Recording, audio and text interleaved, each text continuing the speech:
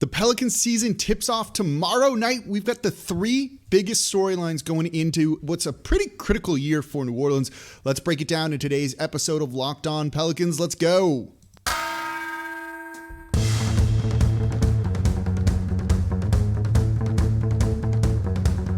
You are Locked On Pelicans, your daily New Orleans Pelicans podcast. Part of the Locked On Podcast Network, your team every day. Welcome to another edition of Locked On Pelicans, the daily podcast covering your favorite team, the New Orleans Pelicans and NBA, part of the Locked On Podcast Network, your team every day, available wherever you get your podcasts. And thank you for making Locked On Pelicans your first listen every single day. We are free and available 5 days a week on all platforms, wherever you get your podcasts, and available on YouTube as well. I'm your host, Pelicans Insider, credential member of the media, Jake Madison, at NOLA Jake on Twitter. Here with y'all on this Tuesday, day before the season tips off for your New Orleans Pelicans. The NBA season starts tonight. I'm excited about that. We get some real basketball that means things, and that's going to be a whole lot of fun. Even if Zion's hurt to start the year, this is a pretty intriguing year for the Pelicans, a very important year for New Orleans, and we're going to cover the three biggest storylines in today's show. First one, Zion Williamson. Number two, internal growth and how much better truly is the team. And number three, in Willie Green, we trust. We're going to cover it all in today's episode of Locked On Pelicans. Before we get to that, though, today's episode of Locked On Pelicans brought to you by rockauto.com. Amazing selection, reliably low prices, all the parts your car will ever need. Visit rockauto.com and tell them Locked On sent you. All right, let's just kind of dive into it. The three biggest storylines for the Pelicans going into this year. Number one, this one should be pretty obvious. It's always going to be number one as long as he's on the team. And Zion Williamson. And it's really like a catch-all, right? It's not one specific thing about Zion Williamson. It's literally everything having to do with Zion Williamson. You could rename this team to the New Orleans Zion Williamsons, and it wouldn't necessarily be that far off from the truth. Everything's going to revolve around him. He's that transcendent of a player, that important to the organization, and also kind of just the most interesting with everything else going on. So look, everything around Zion Williamson. Number one, his injury, right? How long is he going to be out for? That's a huge storyline kind of hanging over the head of the organization. When he comes back from that, what's he going to look like? Is he a little overweight? Is he not in as good shape as he could be? Is he a little bit winded? Is he not in game shape, let's say, and the conditioning isn't quite there? Or is he fine? And what sort of restrictions is he going to have? That was a huge pain point his rookie year between him, David Griffin, and the rest of the organization. And it's clear that he harbors some resentment over that, let's say. Is he going to be on restrictions? What are they going to let him do? Like, how do you balance that act, right? If he's on bursts, is he going to close games? Is he not? What if he thinks he's fine to play, but the team's like, wait, hold on. Do you try and save him from himself potentially? Do you let him trust his body and know his body? These are big things because that might kind of define the relationship between these two sides going forward. So when he's back on the court, that's a huge thing I'm going to be looking at. When he's on the court, how dominant is he truly going to be as point Zion and gets to kind of do that role full time now? We know Willie Green's going to run that. We know the team wants to run that. And now you're going to get not a full year, I guess, of point Zion Williamson, but a whole bunch of point Zion. It's like music to my ears. We know, as I said in yesterday's show, where the team has some weaknesses, and I said perimeter playmaking, I think, is one of them. They're hoping to kind of make up for that with a guy like Zion running that point forward role. Same thing to a lesser extent, Brandon Ingram as well. But point Zion just being such a focal point of the offense, get the ball in his hands and let him bend defenses. Yes, that's what this team wants to do.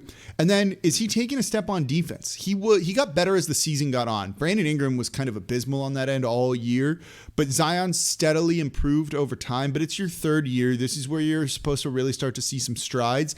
Even if Zion's first 2 years in the league, or at least his rookie year, were kind of derailed to an extent by injuries, and they shut him down early last season after a broken finger, which whatever. But this is when you're supposed to make some strides on defense. He doesn't need to be an amazing defender. He's not going to look like he did at Duke for a variety of reasons. Just, again, it's better players, the court's better spaced. You're not going to see him kind of make some of those same type of plays. You're not going to see him block shots on the three-point line because the three-point line is further back, something people kind of forget. But is he going to make strides as an individual defender, as a team defender, and not be completely lost on that side of the ball? I think that's a big thing. And then the final point, the final like kind of Zion-esque storyline, I could do a whole show on just Zion storylines, but I just want to kind of run through them quickly here, is if this team wins, does the noise around him quiet down? Do all the people being like, oh, he's going to want out, he wants out, his parents, blah, blah, blah, which again, all unsourced reporting for the most part, right? And just kind of conjecture and things like that. Does that quiet down if the team wins or does it not? If it does, it should, and it should, right? Cool. That's kind of answers a lot of questions. If it doesn't, is there something going on behind the scenes, or is that, again, other people just kind of making stuff up to try and get their name out there? Clout chasing, as a lot of people like to say. And then if the Pelicans don't win, if the team isn't much improved, and we're going to talk about that coming up here in the next segment, does the noise get, how loud does it get, right? He's going to be extension eligible this off season. It's a little terrifying to kind of walk into. And if the team isn't good, what's that mean? What's that going to look like? Those are all of the Zion storylines that I'm going to be paying attention to this year because there's a lot of them. And as I said, kind of our basketball orbit here in New Orleans revolves around the sun, which is Zion Williamson at this point in time.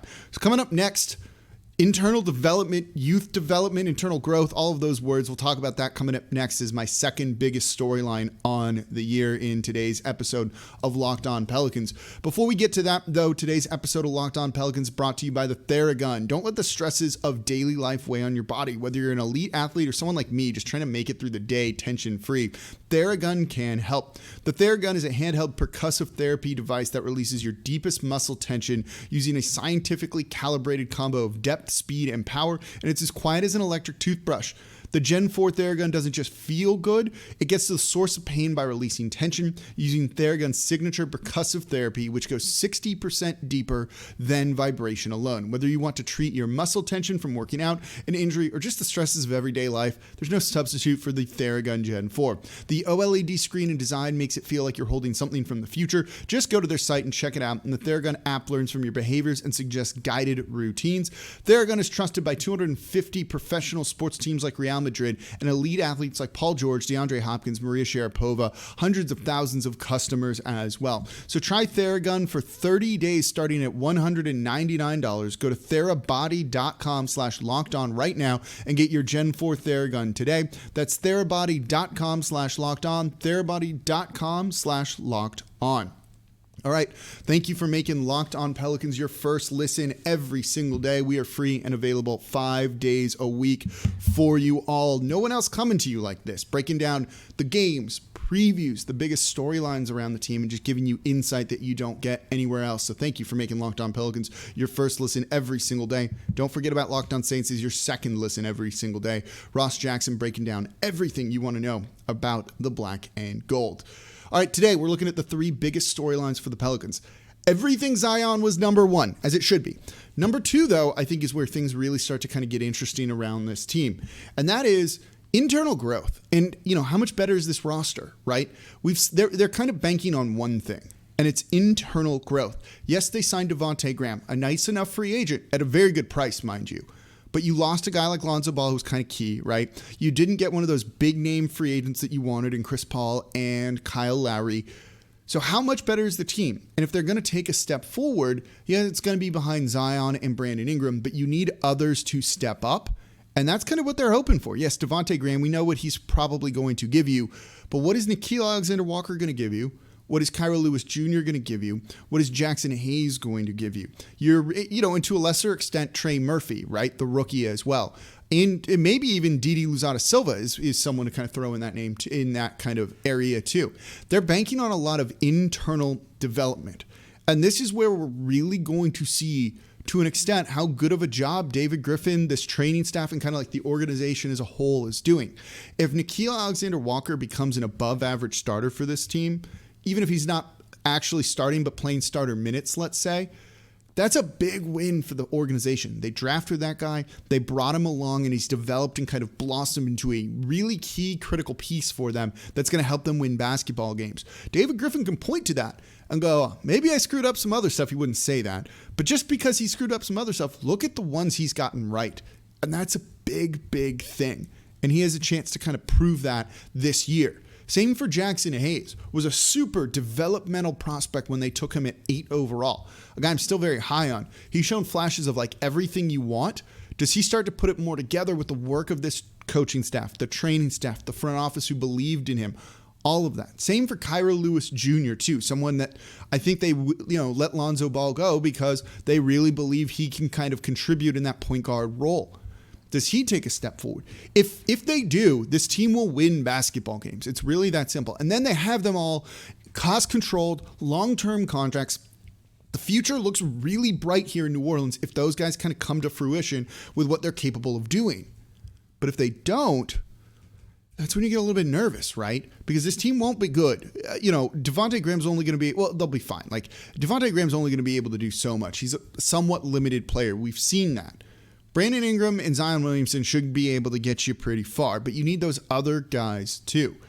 And it's going to be the guys they drafted, that internal growth, that internal development. If this is a playoff team and a game, a team that gets out of the play-in tournament, let's say, it's kind of on the back of that. Those are going to be what really elevate them. Zion should take you there, so should BI, but to get a little bit further, they need some help, and it's that internal growth, that internal development. That's kind of what they're banking on. That would be, if you're David Griffin, a big, feather in your cap, a big win, to go look at what I've done here. When he talks about sustainably winning, you know what that means? It means they're not getting big-name free agents that can't just retool on the fly like that. You got to draft well, you got to keep cost-controlled assets on rookie deals, and then those restricted free agent extensions. And you might have 3, 4 guys, 5 guys, if you really want to throw Zion in there, that do all of that. And that should send a message to Zion Williamson too. You're not going to go to another team that has more young talent than New Orleans does right now, or at least good young talent, right? He should be able to look at this and go, oh man, Nikhil's a stud. Jackson Hayes is a starter. Kyra Lewis Jr. is like a 6-man off the bench. Trey Murphy looks like he's going to be an easy future starter that lasts in the league a long, long time. Where else are you going to go where it looks like on paper you're going to get into the playoffs every year for the next decade? There's no other team with a situation like that. So having that internal growth, one, takes some of the heat off of David Griffin, kind of makes it okay that you can have free agency failures, right? Free agency period failures where you don't get those big names and those names that you want. You got everything right here in-house. So I think that would be a big win for New Orleans. And look, I'm watching these guys to see if they're really improving and if they're kind of taking that next step. It's massively important for New Orleans this season, not just for this year, but the long-term future of the franchise as well. So coming up, third biggest storyline, Willie Green. Let's get into it in today's episode of Locked On Pelicans.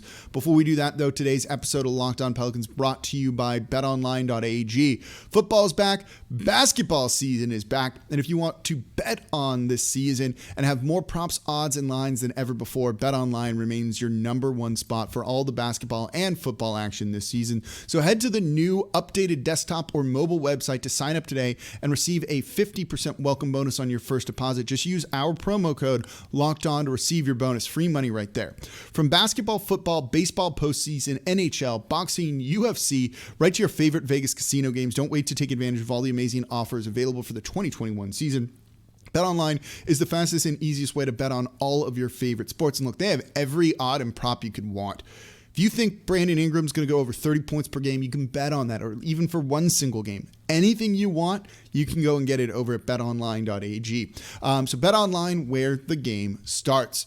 Today's episode of Locked On Pelicans is also brought to you by rockauto.com. Look, you can't make an appointment right now at a mechanic or a car dealership. They're just backed up, and you need your car, and you need to keep it running. So if you're working on your car yourself, you want to get the cheapest parts available. You don't want to overpay on all of those things. It's not a fun situation. And when you go into those chain stores, you don't know really what you're paying, if it's overpriced or not, because they have one part. They're going to charge you whatever price that is, and you're just kind of stuck. But you have access to computers with rockauto.com at home and in your pocket on your phone. So save time and money when using rockauto.com. Do not choose to spend 30, 50, even 100% more for the same parts from a chain store or a car dealership. They mark it up because they know they can.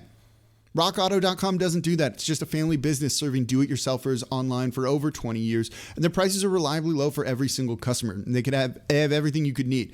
Brake parts, tail lamps, motor oil, even new carpet. And look, I work on my cars. I order most of my parts through RockAuto.com, and they're always cheaper. Like, it's unbelievable how they do this. Whether you want like the high-end race car parts, you can get that. Or if you just need something to kind of get you through the city, where you don't need brakes that will necessarily stop on a dime, but stop you pretty quickly. You can get all of that at rockauto.com, so you can choose the brand, specifications, and prices that you prefer. So go explore their easy-to-use website today to find the solution to your auto parts needs. Go to rockauto.com right now, see all the parts available for your car or truck. Right, Locked On in their How Did You Hear About Us box so they know we sent you. Amazing selection, reliably low prices, all the parts your car will ever need. Visit rockauto.com. All right, thank you for making Locked On Pelicans your first listen every single day. Free and available 5 days a week for y'all on all platforms, wherever you get your podcasts, and available on YouTube. And please comment on YouTube. I asked you yesterday, what were the 3 biggest weaknesses you saw? You guys let me know. You disagreed with me. Some of you agreed with me too. I love it. Let me know what you think the 3 biggest storylines are for the Pelicans this year. Am I missing anything? Do you disagree with what I'm saying? And for your second listen, go check out the Locked On Saints podcast. Ross Jackson doing a great job breaking down everything black and gold. All right, we just went over Zion, number 1 storyline, always going to be that way. Internal growth, development, Nikhil, Jackson Hayes, Kyra Lewis Jr., all of them. They need those guys to step up if they want to make it into the playoffs and be a good team, and then send a message to Zion and the rest of the league that New Orleans is kind of where it's at, right? So number 3, Willie Green, the new head coach. It's night and day, the feeling between him and Stan Van Gundy. There's just no getting around it, right? Like Stan Van Gundy, that was a freaking disaster here. Just didn't fit with the players. Looked like, to an extent, the game had kind of passed him by to a certain degree, right? Kind of unable to connect with modern, current NBA players, and get their buy-in and all that. And they hated playing for him. And he kind of just rubbed everyone wrong. And it makes you wonder how he got hired by David Griffin in the first place. But he's gone. And in comes Willie Green, a former player, a guy that just kind of seems to build connections and make connections with people and is genuine and like a human and also really smart, right? But has lived these guys' shoes and can really get through to them. And look, the early returns, we loved the hire originally. The early returns have been very good, that this was the right decision for New Orleans. So after 3 seasons and 3 different head coaches, we're hopeful that David Griffin and the rest of the front office has it correct in Willie Green. And it seems like they do. But it's also a rookie coach that's coming into a weird situation, right? Zion's not healthy. They got a very different roster than they did last year. He's got to work with David Griffin, who wants to have input on decisions, whether it's rotations, who starts, who doesn't, all of that stuff. That's not the easiest thing to try and navigate as a rookie head coach. Is he going to be able to do that? Is he going to be able to kind of get the buy-in of the players to play defense when 2 other coaches have not really been able to do that? So it's a guy that we need to kind of help elevate New Orleans too. That we've heard the discontent stuff of Zion and David Griffin. But look, the person he's going to be interacting with the most is Willie Green. It's Willie Green who's going to be out there talking to him on a daily basis, trying to kind of mold him into the basketball player that we all want him to be. How do they connect? How does Willie Green connect to the other guys on the roster like Brandon Ingram and so on and so forth? It's kind of the biggest story, right? Like, if you want this ship to get righted, it's more on Willie Green than probably anyone else associated with this organization. I've said it before, in Willie we trust. Todd Graffinini, radio voice of your New Orleans Pelicans, is the one who introduced that phrase to me when we were texting the other day. He's right. Like, Willie Green has kind of been night and day. He's given me rave reviews about him from practices and his interactions with him. Todd has. That's nice, man. Look, this team just didn't care last year because, like, screw Stan Van Gundy was their attitude. Imagine that team last year if they cared the whole season. Should have been better, right? Imagine this team, which we think is better than they were last year to a certain degree, if they care the whole season. It's Willie Green's job, and that's why in Willie we trust. But he's learning on a pretty steep curve here. This isn't easy. Is he going to, meet and rise to that challenge, or is he going to have some ups and downs as coaches too and make some kind of, mistakes, which it's okay to make mistakes, of course, but in such a critical season, those kind of get magnified a little bit, I think. But in Willie, we trust. So there you go. The 3 biggest storylines, in my opinion: Zion Williamson, everything around him, internal growth, and Willie Green. So let me know on YouTube in the comments or on Twitter at NolaJake. What are your 3 biggest storylines this season? Do you agree with me? Do you disagree? I enjoy the interaction with you all. So that's going to do it for this edition of Locked On Pelicans. Rest of the week, tomorrow, we're going to preview opening night and what to expect and what I'm watching for in that game. Then we're going to talk about that game, our takeaways from that, win or lose. It's going to probably be pretty insightful about the first couple of weeks of the season are going to look like for New Orleans. Then on Friday, we're going to get you set for the weekend and also talk about the Chicago Bulls game that night. So thank you all very much for listening. As always, I'm your host, Jake Madison, at NolaJake on Twitter. I'll be back with you all tomorrow to start the Pelicans season.